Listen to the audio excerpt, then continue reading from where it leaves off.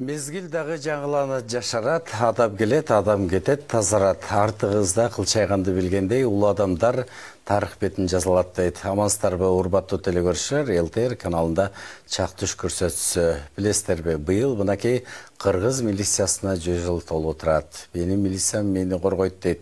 Ар бир кесип ардактуу дегендей, милиция кызматкери болуш дагы албетте бул ардактуу кесиптин бири. Ошондой эле биздин элибиздин мына ушу саламаттыгы үчүн, элибиздин тынчтыгы үчүн кам көргөн биздин милиция кызматкерлеринин 100 жылдык мааракеси менен куттуктайбыз.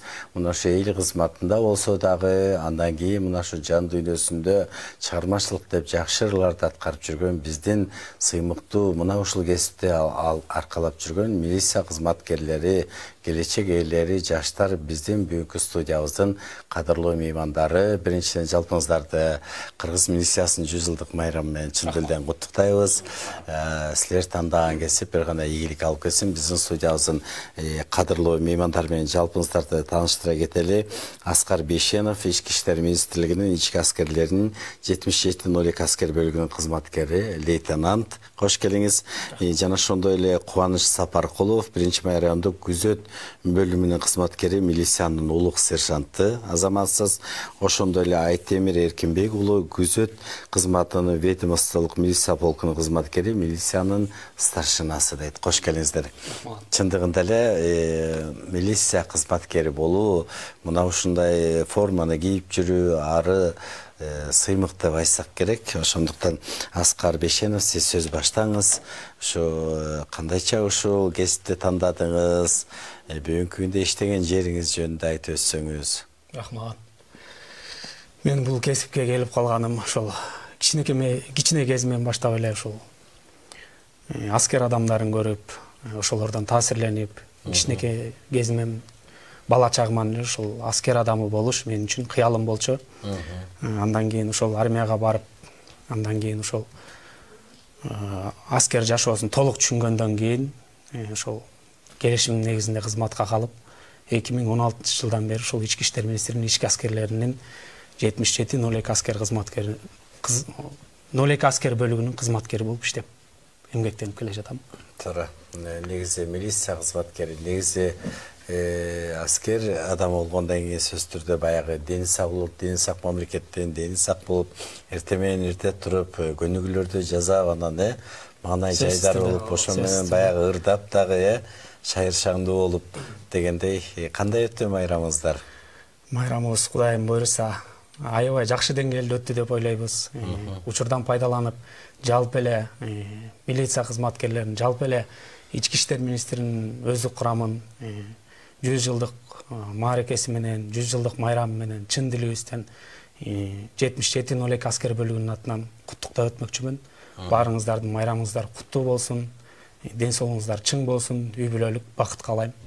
Азаматсыз. Негизи эле жакшы майрамды жакшы ыргыштойт экен, келгиле бир жалпы телекөрүүчүлөргө ырсыналы, андан кийин кене маектешели. Кана. Келиңиздер, анда ырсыз жерде рахат жок деп коет эмеспи?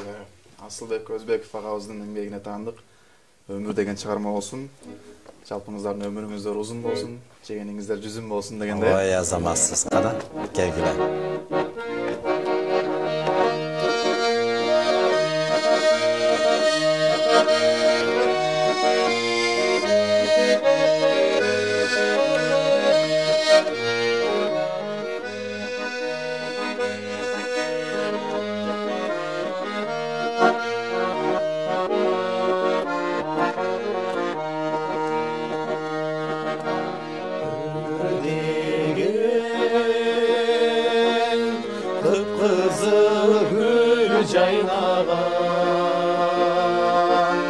Ömür деген bulbul bakta sayragan. Ömür barda ökülmezden oynop gül, ömür ötsün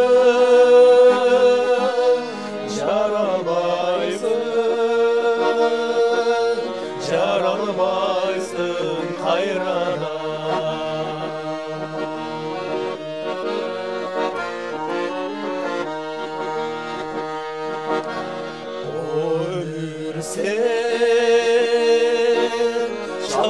жатқан гүлдейсің. О өмір сен салқын соққан желдейсің. Қалағанша пайдалана бергідей, өмір сен қолды бойым емессің.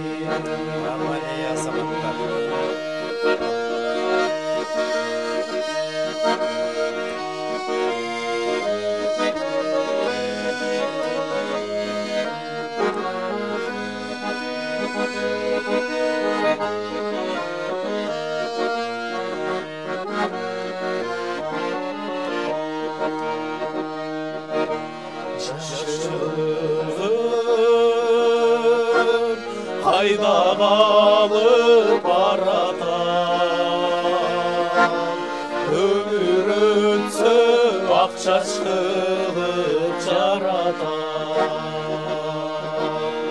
Арт жағыңнан ақ жолығым бұлғалап алыс салды.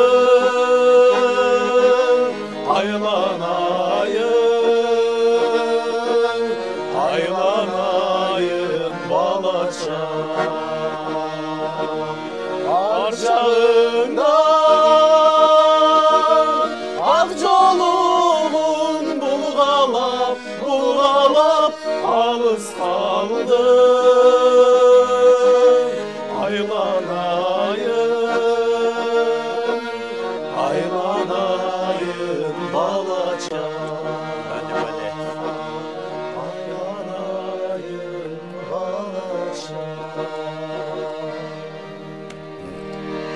Азаматтар, мынакей ушул милиция тармагында эмгектенип жүрүп дагы ырды дагы унутпай азаматсыңар. Кубаныч Сапаркулов мынакей 1-май райондук күзөт бөлүмүндө эмгектенип, анан ушул аккордеонду дагы таштабай ушундай бир жакшы өнөрүңүз бар экен, куттуктайбыз. Канча болду иштеп жүргөнүзгө бул кесипте? Биздин 2,5-3 жыл болуп калды, Аллахым буйрса. Аллага шүгүр. Кичинекей кезимде эле кичинекей кезимден бери же ырчы болом, же военный болом дечкем. Апамдар күлүп калат, азыр экөө тең болдуң депчи. Ырдап да жүрөсүң. Музыкалык билимим бар. Бүбүс Сара Бешин Алиев атындагы Кыргыз мамлекеттик маданият жана искусство университетинде окуганбыз. Жана андан тышкары бала кезден эле курал кармап, элиме жериме кызмат кылсам деп да кыялданчумун. Жакшы. Окуп жатканда ортодон академия алып, 1 жыл аскерге кызмат өтөп келдик. Аскерде командирим болот. Ошондон бери экөөбүз жакынбыз, катышып жүрөбүз. Ошол. Азыр милиция тармагында иштеп жүрөбүз. 2,5-3 жыл болуп калды, Кудайга шүгүр. Азаматсыз күзөт бөлүмүнүн кызматкери катары албетте баягы кесиптин түйшүгү да көп да, ошол жөнүндө айтсаңыз. Ооба, эми баягы элибиз эң эле биринчиден жараткан Аллага ишенсе, жараткан Аллага таянса, экинчиден бизге таянат. Аскер кызматкерлерине, милиция кызматкерлерине. Эмнеге дегенде баягы биз аркылуу элибиз тынчуктайт деп ишенип айта алам. Албетте милициянын кызматы биринчиден оор болгону менен, жоопкерчиликтүү болгону менен, экинчиден чоң сыймык деп айта алам. Погон тагыныш, элге ата мекенге кызмат кылыш. Ооба, форма кийип жүрүш, Ооба. Ак дилден ант берип, Сыймыктанабыз албетте. Азаматсыз, ыраазчылык. Айтемир, келиңиз эми. Сиз кенен тааныштырып өзүңүздү. Канча болду эмгектенип жүргөнүзгө? Менин бул тармакка келгениме быйыл 7 жылдан өтүп 8 жылга чукулдап баратат. Бул тармакка келгеним себеби кичинекей кезимден эле бардыгы сыяктуу эле Сиз дагы? Баягы жүрөктө көксөө бар болчу, милиция кызматкери болом деген, мекениме кызмат кылам деген, жеке эле бизде эле эмес ар бир кыргыздын эр азаматтын жүрөгүндө ушундай патриоттук сезим бар болуш керек. Ошол сыяктуу эле биздин жүрөгүбүздө кыргыз деген жалын, кыргыз деген от бар. Ошол күч берип, дем берип эле ушул милиция кызматкерине келип, элибизге кызмат кылып, эмгектенип жүрөбүз. Азаматсыздар, мынакей кийген форма өзү эле баягы сүрдүү көрүнөт го. Сөзсүз түрдө көчөдөн деле милицияны көргөндө көпчүлүгү баягы түзөлүп басып калышат го. Негизи баягы милициянын дагы өзүнүн мына ушу баягы кесипти сыйлагандар абдан көп. Кесиптин артынан баар таап, мынакей Кудай бурса жашсыңар, жылдызыңар кошулат дегендей, мынакей Аскар лейтенант экен буйруса, андан кийин мына силердин да жылдызыңар кошулат экен. Ыраазычылык билдиребиз. Баягы айтат го, генерал деген себеген жоокер эмес деп. Кудай бурса ошо ички иштер тармагында ошо силер өзүңөр тандаган кесип ийгилик алып келсин. Кана келгиле эми, кана Айтемир, сиз ыр аткарып бересизби же жалпы эле чогуу жанагындай эле келгиле? Билими бар киши өзү бир берсин, консерватория тармагында билими бар, ошол себептен. Анда уруксат болсо энелер жөнүндө ырдагым келип отурат. Апакем мени көрүп атат, учурдан пайдаланып апама чоң салам. Азаматсыз. Элимде жакшы айтылып жүрөт, энесин сыйлай албаган эки дүйнө жарыбайт дейт, Энелердин мээрими дартыбызды дарылайт. Энеси бар адамдар эч убакта каарыбайт эмеспи. Ошондуктан алы туткуч Шафак эмгегине таандык. Апакем деген чыгарма бар, кабыл алып коюңуз апаларга карналсын дейт,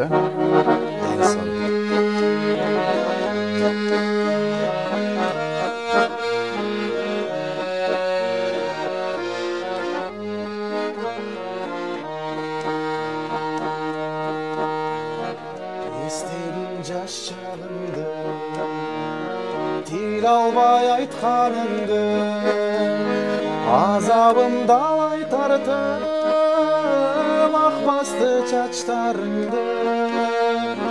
Кеттим мен билим самат, күттүм го жолум карап, кең жайып тасмалымды. Кеттим мен билим самат, күттүм го жолум карап, кең жайып тасмалымды.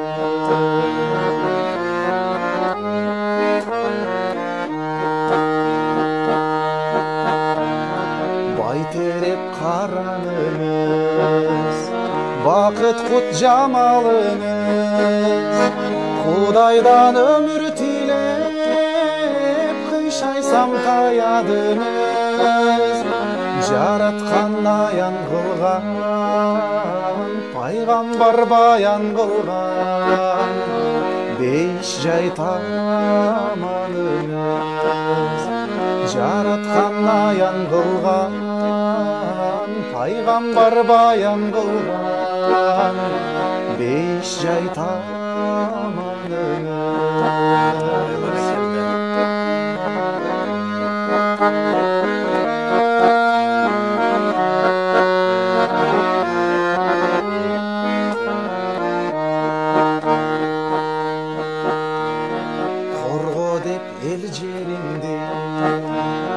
Тарбия бергениңди, апа мен кантип актайм ак сүтүң эмгенимди. Солбосо асыл денем, жер сайып башым менен, кайтарам эмгегиңди. Солбосоң асыл денем, жер сайып башым менен, кайтарам эмгегимди, кайтарам эмгегимди. Ой, азаматсың. Негизи ата эне бул биздин маңдайга жаралган бактыбыз дейт. Өзгөчө апалар ысык чайын камдап силер ушул иштен келгенче сөз күтөт эмеспи? Эненин жүрөгүндөй жүрөк, эненин тилегиндей тилек жок дейт. Ата эненин жакшы эле бир тилеги ушу экен, балдарым өзү турмуштан өз кесибин тапса, мекенди коргосо, патриот болсо деген бир жакшы тилектер экен. Азаматсың, мынакей ошондой энелерге арналган бир жакшы чыгарма болду. Анан негизи баягы азыр эле бар үчөөңүздөр да кыялыңарды айттыңар да. Биз сөз баягы аскер адамыбыз болгусу келген деп башына фуражканы кийип, же болбосо ушундай көчөдөн милиция кызматкерлерин көргөндө көпчүлүгү баягы суктанып, формасы, бою, ою келишкен азаматтарды көргөндө чындыгында көпчүлүгүнө таасир берет экен да. Анан ушу сиз азыр учурда лейтенантсыз. Негизинде ушу кесипке даярдоо үчүн атайын мектептен окуш керек да, билим алыш керек дегендей. Билим меники атайын аскердик окуу жайын бүтүргөн эмесмин. Сырттан эле юридический академияны бүтүргөм. Андан кийин ошол 2016-жан бери ошол келишим негизинде иштеп жүрүп, 2022-жылы ошол жогорку окуу жайын бүткөндөн кийин, андан кийин ошол аскердик наамды алып, азыр ошол 2-ротада өздүк курам менен иштөө боюнча орун басар болуп. Өздүк курам болгондо эми улам баягы жыл сайын курамдарды жаштар толуктап турат. Жаштар толуктап турат. Жакында эле алдык. Кандай ушу баягы мекенди сүйөм, ак тилден кызмат кылам деген бүгүнкү күндө жаштар кандай? Жаштардын азыр ошол мекенге болгон, ата мекенге кызмат кылабыз деген жаштарыбыз Кудайым буйрса көп. Мурункуга караганда мындай аябай жаштардын кызыгуусу дагы арбын. Кудайым буйрса келечекте жакшы мекен кызматкерлери, жакшы патриот инсандар чыгат деп толук түрдө ишенип менен айта алам. Анан мына ошо ары түйшүктүү, ары жооптуу ошо милиция кызматында эмгектенип жатып, сөзсүз түрдө баягы ишиндеги таланттардын баягы талантын билиш үчүн атайын бир майрамдык иш-чаралар сөз өтүп турат. Майрамдык иш-чаралар сөз өтүп турат, андай майрамдык иш-чаралар. Ар бир майрамды өзүнчө бир өзгөчөлүк менен белгилеп турабыз. Азамат, анда жолдош лейтенант сиз ырдап коет окшойсо, келиңиз. Анда сиздер үчүн бир жазым келчи деген чыгарманы аткарып берели. Жакшы.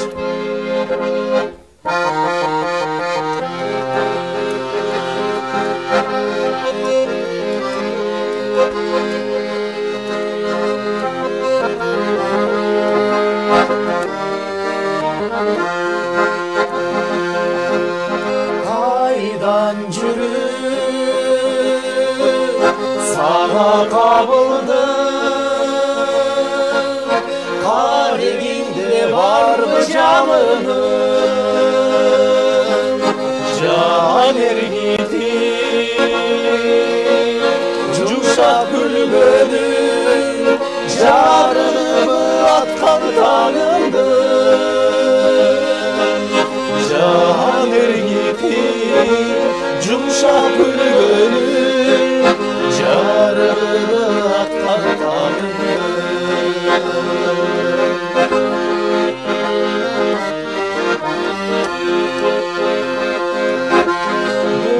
Булсуңбу коштар багында, анда келип комчу шагыма, ол шагымда орун берейин, күттүм эле гүлүм сагына, ол шагымда орун берейин, күттүм эле гүлүм сагына.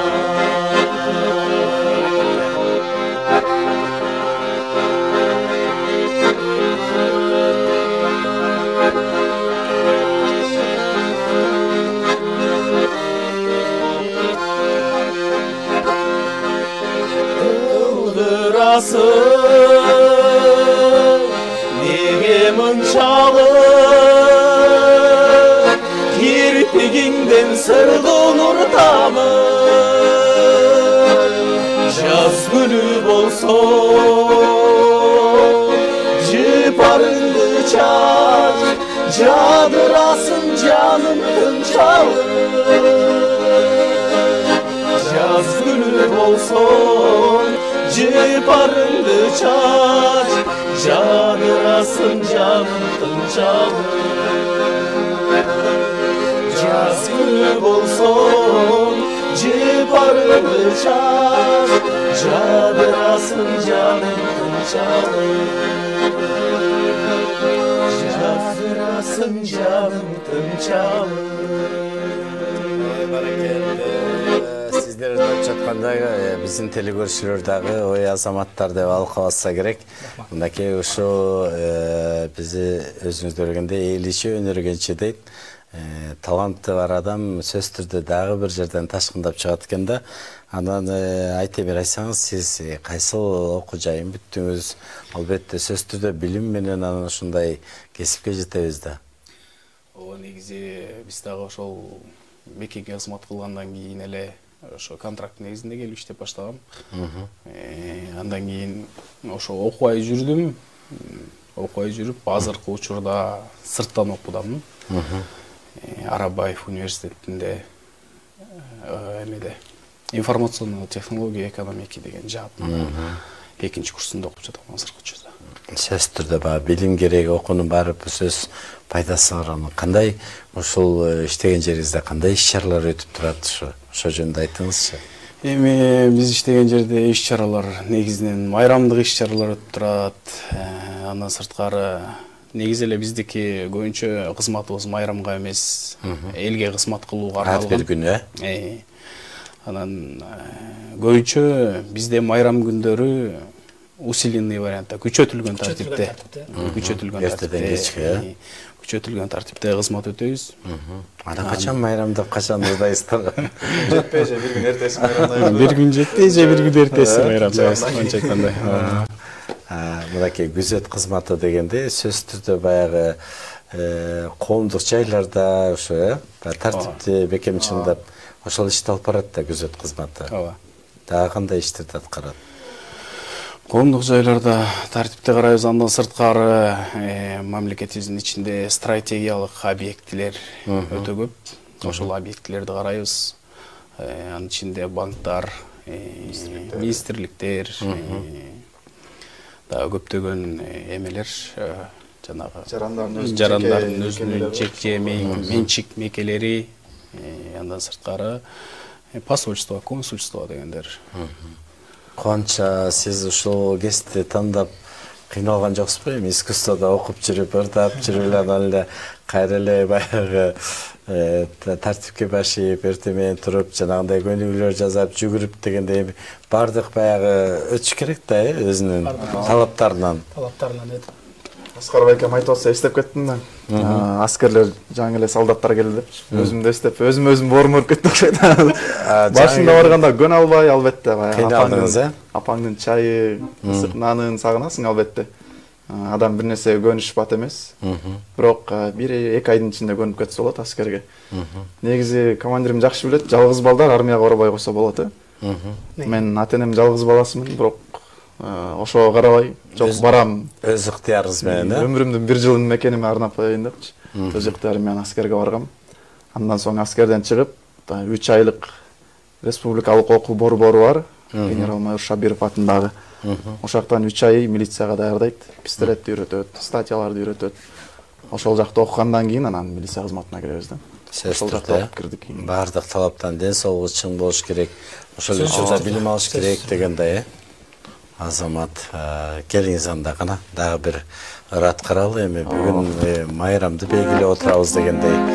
Силерди кесип жөнүндө сүйлөшүп атабыз кана. Сүйүүдөн бардыгыбыз жаралганбыз. Сүйүү жөнүндө да ырга кезек берели, уруксат болсо. Айбек Карымовдун эмгегине таандык, сүйүү керемет деген чыгарма болсун.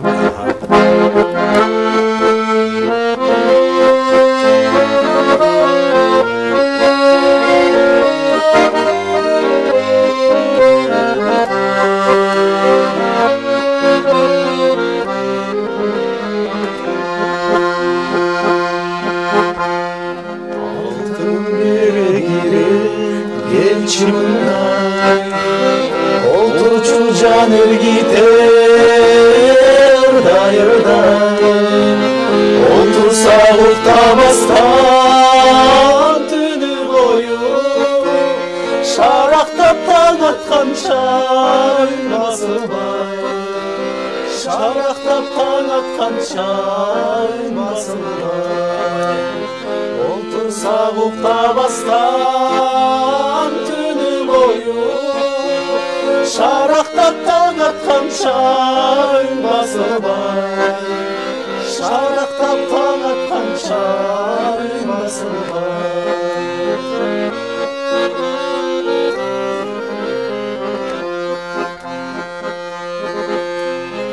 Altınım sen mendeki oydu bir gelsin, ardayım menimenen birge жүрсün.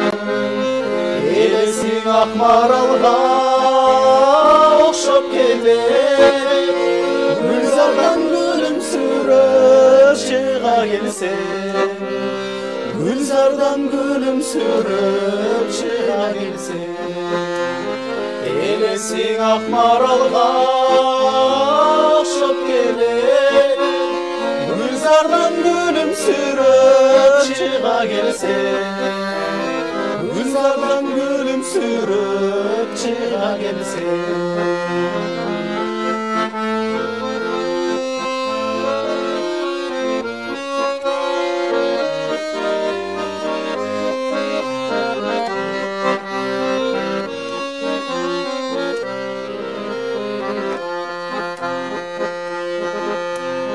Senin barda karanğı tün, appak tangda, Altırmay ay biz üçün jaralganday.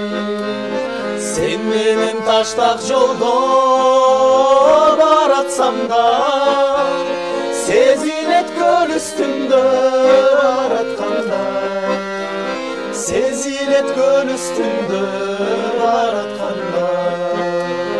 Sen menen taştak jolda baratsam da, sezilet göl üstünde baratkanday, sezilet göl üstünde baratkanday, sezilet göl üstünde baratkanday. Ой, азаматсыздар, бар болгула. Ишиңиздерге ийгилик каалайбыз. Майрамыңыздар майрам улансын дегендей. Чындыгында эле биздин элибиз ушу ар бир майрамды майрамдап жатса, сиздер болсо өлкөнүн саламаттыгы үчүн атайын кызматыңыздарда аябай кызмат кылып аткан силердей болгон биздин эр азамат жигиттерге ыраазычылык билдирели. Бар болгула. Негизи эле азыр үчөөңүздөрдүн тең үнүңүздөр да өзгөчө, ар бир ырга төп келип, булардын бардыгын кубанычсыз даярдайт окшойсуз, же чогуу ырлар тандайсыңарбы, кандай? Элибиздин кулагына сиңген, элибизге жаккан ырларды аткарып жүрөбүз колубуздан келишинче. Мен сунуштадым, ушул ырлар жагат мага негизи. Командириме, Айтемир байкебизге сунуштасам макул болуп жатташтык, даярдандык. Азамат карачы баары баягы жолу улуулук кылат, командирим деп сыйлап атканы чындыгында Азамат ошо устаттан шакирт өтүптүр дейт, бирок ошентсе дагы командириңиз сөзсүз мынакей лейтенант деген жогорку наамы бар экен, дагы жолу куттуктайбыз. Бул баары тепкичтерди басып өткөндөн кийин берилет да, канча убакытта. Сөзсүз түрдө. Өзүнүн баягы шарттары бар да. Шарттары бар. Бул наамга жетиш үчүн аябай эмгектендим. Ошол аскер кызматына келгенден кийин жогорку окуу жайым бүткөнгө чейин 6 жыл менде ушул солдаттан баштап, жөнөкөй ушул катардагы жоокерден баштап басып өттүңүз, тепкичтерди. Ошол жолдордун баарын басып өттүм. Бүгүнкү күндө баягы жаштардын командири экенсиз да, буйруса, Так ошондой. Азамат, сен бүгүнкү күндөгү жаштардын мындай мекенге болгон сүйүүсү кандай? Жана айтып өткөндөй эле азыркы жаштардын мекенге болгон сүйүүсү, мекенге болгон кызыгуусу аябай мурункуга караганда арбын, аябай мындай жылдан жылга кызмат кылам дегендердин саны көбөйүүдө. Буну менен биз мындай сыймыктансак болот. Себеп дегенде азыр аскердик билет бардык эркек балдар үчүн керектүү бирден бир документтин катары колдонулуп калды. Ансыңары кийинки муундарга, кийинки жаштарга ошол аскерден качпай келип, кызмат өтөп, мекенге болгон 1 жылдык кызматын өтөп, милдетин аткарып кетишине чакырмакмын. Инсон. Келечекте милиция болгум келет деген ушу жаштарга кандай айтат, ал үчүн эмне кылыш керек? Азыр айткана айтып бериңизчи.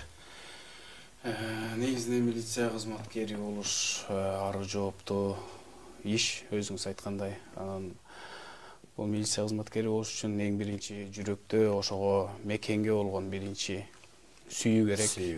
Мекенге болгон сүйүү жана патриоттук сезим керек. Ар бир эле адам максатына жетсе болот. Ар бир адам милиция кызматкери боло алат, эгер ошол жүрөгүндө ошондой жалын болсо. Милиция кызматкери болуш үчүн окуш керек. Эң биринчиден ошо аскерге барып 1 жылдык кызматын өтөп, анан келиш керек. Милиция кызматкери болуш үчүн дагы аскердик билет талап кылынат. Сөзсүз талап кылынат. Алсыз болбойт, Алсыз болбойт. Анан жогорку билим окуш керек. Жогорку билим ар дайым талап. Билим алуу ийне менен кудук казгандай дегенде сөзсүз түрдө баягы билим керек. Кубаныч, сиз анын музыкадан билим алып жүрүп кайра милиция окуу жайына барганда кыйналбадыңызбы? Алардын өзүнүн баягы терминдери, атайын закондору, мыйзамдары бар дегендей. Жок, баягы аскер кызматы менен милиция кызматынын баягы буйруктары, талаптары дээрлик окшош десем туура болот. Милицияны 3 ай окудук. 1 жыл аскерге служба кылып келгенден кийин ал жак өтө деле кыйын болгон жок. Жеңил эле болду. Ошол эле командалар, ошол эле тартип, ошол эле тазалык. Аскерге баргандан кийин жеңил болуп калат экен. Тазалыкка көнөткөнсүң, тартипке көнөткөнсүң, убагында турганга, убагында жатканга көнөткөнсүң. Ата-энени сыйлаганда. Тамактанганга эң эле биринчиден ошо туура айтасыз, ата-эненин, жакындардын кадырын билет экенсиң. Неге дегенде ал жактан 1 жыл жаныңда эч ким болбойт, ата-энең болбойт, бир туугандарың болбойт, балчандарың деп коет го. Ошолор бир туугандай болуп калат. Ошолор менен жакындашып, ошолорго көнүшөбүз. Ата-энени туулган жерде албетте сагынабыз. Ал ачылыгы жигитти тарбиялага бул арбия деп коет го. Сөзсүз түрдө баягы мекенге кызмат өтө ар бир баягы жигиттин милдети деп. Атуулдук милдети сөзсүз.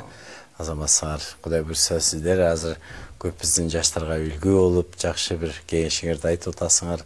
Ырашчылык билдиребиз. Кудай буйрса анда келиңиздер дагы бир жакшырып болсун, Кана Кубаныч. Бурдун алдында менин кесиптешим, коллегам деп коеюн. Темирбай экөөбүз биз жөнүндө ыр жазган. Өзүнүн колунун калеминде таандык. Ошону окуп андан соң Айтемир Эркинбек уулу Колондуу чыгармаларга кезек берели. Негизинен эле баягы жекелей кызмат менен токтолуп калбастан баягы калем кармап, барак бетин чиймелеп, сөз баштарын курап калма адатыбыз бар. Ой, Азамат, куттуктайбыз. Анан ошо 100 жылдыктын астында ойлонуп отуруп, милиция 100 жылдын ичинде эмне жумуш кылды экен деп ойлонуп отуруп, милициянын 100 жылдын ичинде кылган эмгеги эмес, башка багыттагы чыгарма жазылып кетти. Ошону окуп берейин сиздерге. Жакшы болот. Биз иштейбиз мамлекет кызматында. Кызматыбыз мыйзам сактоо максатында көбү билбес көкүрөктө уюп турган чындыкты бүгүн айтам эми уккула. Жек көрөсүң милиция көргөн кезде. Милициянын жашоосун көрдүң беле, үйүн көрбөй баласын жыттабастан иш үстүндө канча кадр өлдү эле. Сен билбейсиң кызматынын кыйындыгын, айтайын айтылбас сырын бүгүн, жаткандырсың жамынып жылуу журкан, тоңгон мээңден чыгарып сасык бүтүм. Шаар сыртынан тынч жатат өзүн угунда. Ай ичинде кимдер өлүп тонолууда, канча өспүрүм, аял эркек жапа чегип, аларды милиция куткарууда. Канчалаган кылмыштын изин табып, кууп жетип алардын мизин кайрып, берген антын жүрөгүндө бекем сактап, канчалар окко учуп болду набыт. Өткөрдүк канчалаган митингдерди, ошондогу жүрөгүмдүн тилингени, бардыгында эл бийликке каршы туруп ортодогу милиция тебеленди. Ыргытылган таштардан жараталып, канчалаган кызматкерим айыпталды, ашыкча күч колдонуп койдуңар деп анан кайра канчасы айыпталды. Баатыр болуп интернет желесинде жазасын ыплас сөздү неге, милициянын бир кетирген кемчилигин тартып алдың, андан тапкан пайдаң эмне? Сен сокурсуң, милиция кыйналганда, сен дүлөйсүң сенден жардам сураганда, сен дудуксуң чындыкты айта албаган, сен майыпсың кызматка чакырганда. Ачуу болот, чындык деген билгин келсе, кечиргин бул сөздөрүм катуу тийсе, жөн эле бир күнүңдү арнап коюп, келип отур милиция кеңсесинде. Милдет кылбайм, өзүм келгем антын берип, кетпейм дагы, моюн толгоп, колум серпип, тик туруп, тамчыганым калган чакты, мекен үчүн кызмат кылам жаным берип. Ой, Азамат, куттуктайбыз. Негизи поэзия жөнөкөй сөздөн куралат дейт. Карачы, азыр сиз окуп отурсаңыз, жөнөкөй эле кадимки эле сөздөрдүн бардыгын ырга салган азаматсыз. Негизи эле баягы жүрөккө бир жакшы нерсе төрткө бергенде жакшы ырлар, жакшы сөздөр чыгат эмеспи? Негизи эле мурда эле жазып жүрчү белеңиз? Бул мектепте окуп жүргөн кезде эле баягы кыздарга болгон сүйүү сезимдеринен башталса керек. Ооба, ошо да ошонун баардыгы баягы ыргайланат да. Бүгүнкү күндө мынакей ошо милиция кызматкери жөнүндө ачык айкын жазган азаматсыз. Чындыгында калемиңиз курчубасын дагырларыңыз барбы? Башка нукта жазылган же ушул кесип жөнүндөбү? Башка нукта эми мекен тууралуу, көбүнчө анан сүйүү тууралуу ырлар бар. Бирок эми аларды үйдө эшектептерим деп коебу. Ошол эшектептеримди сактагам. Тилекке каршы ошол ала келбептирмин. Черновиктин ырыкчасы ошондой. Черновиктин азаматтар. Анда кегиле дагы берери. Персоналы кана.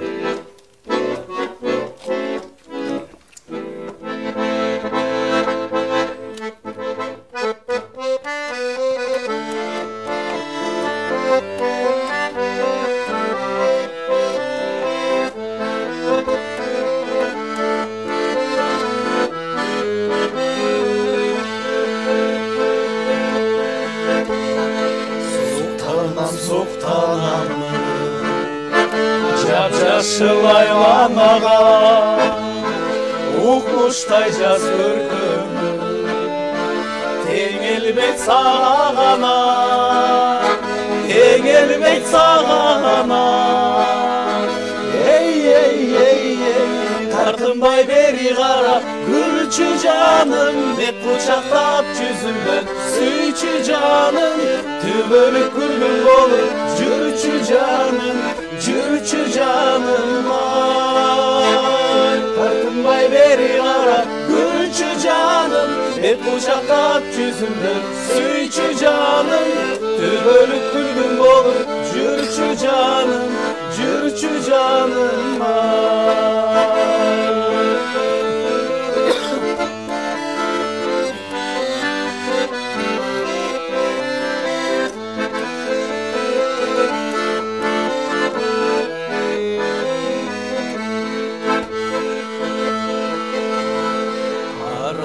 Жаш жиберди элесиң сен жаныма, сезимиң уялыңкы сезилет мага гана, сезилет мага гана.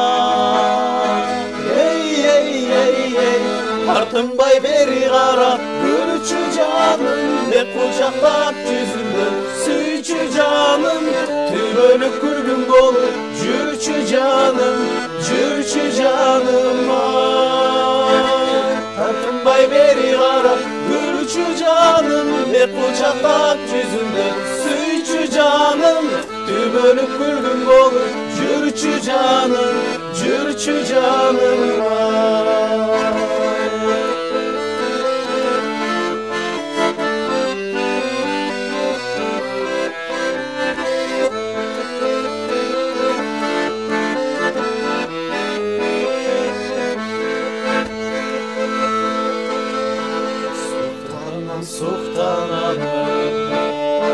Жап-жашыл айланага укмуштай жаз көркөмү тең элбейт сага гана, тең элбейт сага гана.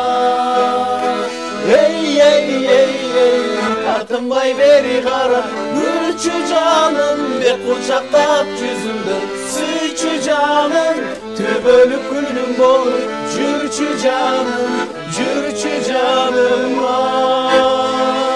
Тартынбай бери кара гүлчү жаным, бет кучактап жүзүмдөн сүйчү жаным, түбөлүк күлгүн болуп жүрчү жаным, жүрчү жаным ай. Жүрчү жаным, сүйчү жаным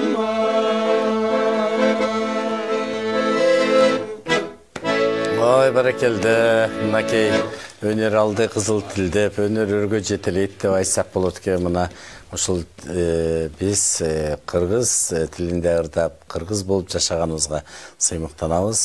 Бүгүнкү күндө кыргыз милициясы 100 жашка толуп, мынакей бардык жерде кыргыз милициясынын кадыры көтөрүлүп, ошол жерде эмгегиден баар тапкан инсандар сыйлык алып, анан келечекте кыргыз милициясынын жолун улап келаткан силердей азаматтар бар болсун деп ыраазычылык билдирели. Чындыгында эле баягы ар бир кесип ардактуу деп атабыз го. Бирок ошо эсе дагы ары жооптуу, ары түйшүктүү, мына ушундай чоң баягы ишти колго алып, ушу мен келечекте кыргыз милициясына салым кошом, элибизге салым кошом деген силердей патриот азамат жигиттерибиз көп болсун деп тилек кылалы. Бүгүнкү күндө ошо кыргыз милициясына салым кошкон, силерге жол көрсөткөн көп ага эжелер бар да, сөзсүз түрдө ошолордун баягы атын атасак уту сүйнөт дегендей ысымдарын атап куттуктап койсоңор болот. Учурдан пайдаланып бардык милиция кызматкерлерин, ички иштер министрлигине караштуу ички аскерлеринин, жалпы эле аскер кызматкерлерин 100 жылдык мааракеси менен чын жүрөктөн, чын дилимден куттуктайм. Эч качан эч нерседен кем болбой, ден соолуктары чың болсун, ар дайым өмүрлөрү узун болуп, кызматтарына ийгилик боло берсин. Кыргыз милициясы деги эле кыргыз мамлекетибиз өнүгүп өссүн, токчулукта, молчулукта, ар дайым ынтымакта, тынчтыкта жашай берели. Сиздерге дагы чоң рахмат. Ушинтип бизди конок кылып чакырганыңыздарга ыраазычылык билдиребиз. Дагы келип уртап бересиңер буюрса. Сөзсүз түрдө. Негизи эле суроо негизи ушул ички иштер министрлигинин ички аскерлери кандай кызмат аткарат? Ички иштер министринин ички аскерлери 8 багыттагы кызматты аткарат. Ошол эле коомдук коопсуздукту камсыз кылууда, андан тышкары массалык башаламандыкты жоюуда, карантиндик жана санитарный өткөнү баягы бизде 2020-жылы пандемия учурунда жеке эле могу Кыргызстаныбызда болгон мамлекеттик маанидеги объектилерди кайтарууда ушундай кызматтарды аткарабыз. Ой, азаматсыздар. 8 багытта кызмат аткарабыз. Күн-түндөбөй кызматта. Күн-түндөбөй ушул кызматтабыз. Ой, азаматсыздар, ыраазычылык билдиребиз. Күзөт бөлүмү 1-Май райондук, жалпы эле ушул 1-Май районундагы баягы жайларда күзөт кылабы, жалпы ошол райондун баягы 1-Май району Бишкектин баягы борбору болгондуктан көбүнчө баягы финанс министрлигинен башка бардык министрликтерди биз карайбыз. Ошол эле транспорт министрлиги, маданият министрлиги, айыл чарба министрлиги дегендей. Жана башка банктарды, жарандардын жеке батирлерин, жеке квартираларын кайтарабыз. Биздин кызматыбыз ошондой. Эң башкысы күзөт кызматы дегендей. Азаматсыз, сиздики милициянын полку. Биздики ведомстволук милиция полку. Полк жеке эле Бишкек шаарынын ичинде эмес, 7 дубанда кызмат өтөйбүз. Атайын, 7 дубанда тең Нарында, Көлдө, Бишкек шаарында. Бардык жерде милициянын полку бар, Ооба, бардык жеринде. Ошо негизи полк өзү борборубуз Бишкекте, бирок 7 дубанга чыгып, баягы кызмат өтөп келебиз. Эң сонун ыраазычылык. Баракелде, анда келиңиздер дагы кана кубаныч ыргырчуңуздан дагы ырлар төгөлү. Келиңиздер, бул ырдын аты негизи Ильяздын ырда ырдалып жүрөт, бирок чыныгы аты Көлгө чөккөн махабат экен. Мен угуп таң калдым. Ырдын аталышы да мага жакты. Ошону аткаралы.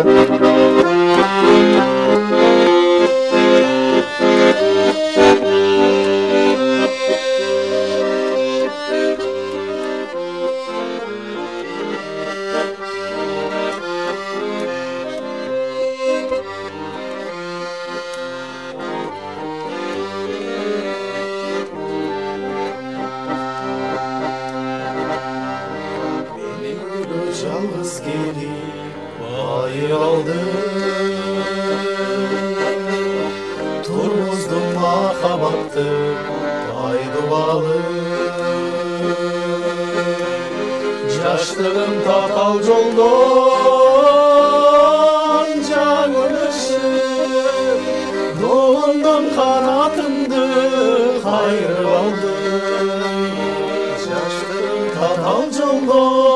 жаңылышым долондон канатымды кайрып алды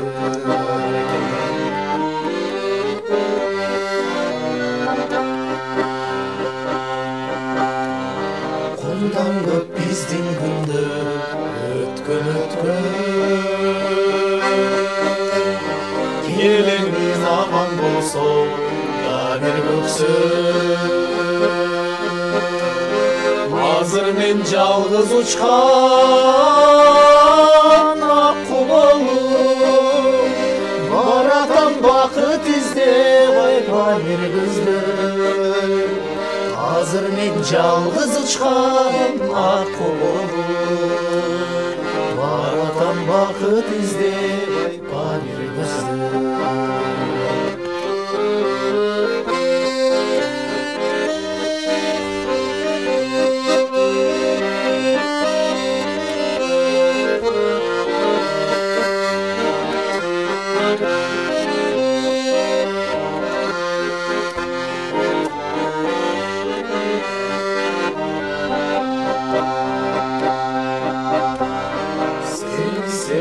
Salırqa sezimimdi Жаздағы салқын жерден сабар болар Мен жоқта сылай жүрдім самайынан Тапшырдым ысық көлдің шамалынан Мен жоқта сылай жүрдім самайынан Тапшырдым ысық көлдің шамалынан